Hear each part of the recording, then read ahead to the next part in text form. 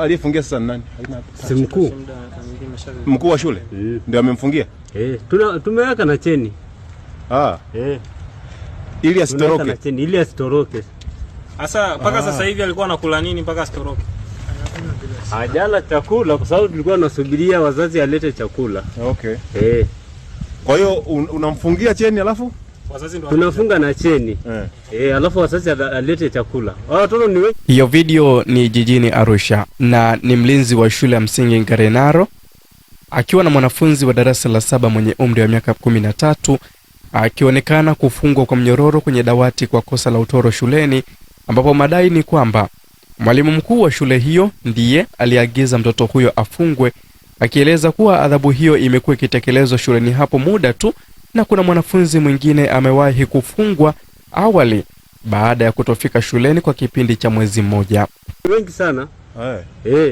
Kwa hiyo huwa wanafungiwaga na cheni darasani? Tunafunga na cheni kwenye dawati ili asitoroke. Na mwingine ambao tumeshafunga na cheni amekaa kama mwezi hajaja shule.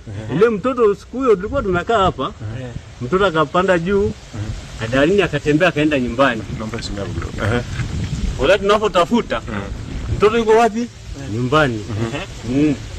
Sasa kufuatiwa video hiyo ambayo ni video mjongeo ikiwa imeenea kote katika mitandao mbalimbali ya kijamii, jeshi la polisi mkoani Arusha limetoa tamko na linamshikilia mwalimu mkuu wa shule ya msingi Ngarenaro iliyopo jijini Arusha aitwaye Bwana Musa Luambano mwenye umri wa miaka 50 pamoja na mlinzi wa shule hiyo Bwana Olaisi Molel mwenye umri wa miaka 33 kwa tuhuma za ukatili dhidi ya mwanafunzi huyo, ambapo jina lake limehifadhiwa akiwa na umri wa miaka 13. Akitoa taarifa hiyo leo Septemba 3, 2025, kamanda wa polisi mkoa wa Arusha SACP Justin Masejo amesema watuhumiwa hao kwa kutumia mnyororo Septemba 1 mwaka huu waliofunga mguu wa mwanafunzi huyo kwenye dawati na kisha kumfungia ndani ya chumba cha darasa kwa madai ya kuwa ni mtoro.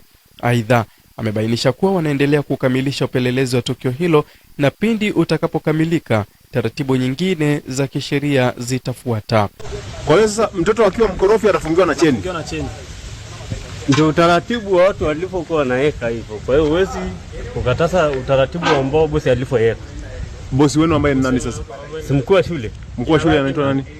Mkuu wa shule anaitwa Musa. Musa nani? Hapo ndio siji jina lake. Mtoto wa pili kama sikosei. Mtoto wa pili? Ndio. Na maelekezo yalikuwa ni yapi akishafungiwa? Maelekezo ni kwamba yani nasubiri wazazi atakapoletwa chakula, tunampa chakula, mtoto anaendelea kulala mpaka asubuhi. Watu wangapi malaga hapa ndani? Watu wangapi? Ni 2 tu. Ndio. Na mazingira anaolala ni hao hapo, analala hapo kwenye dawati hivyo hivyo. Saa nyingine kama nimeachiwa funguo naweza nikafungua mwenyewe, natafuta salupe na koti na mtandazia tini, analala mpaka asubuhi. Kwa hiyo mnafanya kama kituo cha polisi hivi na nini? Kwa ukweli siwezi, yani mpaka hapo siwezi kujibu hizo majibu kwa sababu hizo jukumu sio ya kwangu. Na uwezi kuingilia mambo ambao haikuhusu.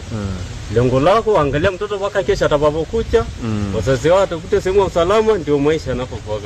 Jeshi la polisi mkoa wa Arusha limetoa wito kwa wananchi wote kuendelea kufichua matukio ya uhalifu katika jamii hiyo ili waendelee kuchukua hatua kwa mujibu wa sheria dhidi ya wote watakaobainika.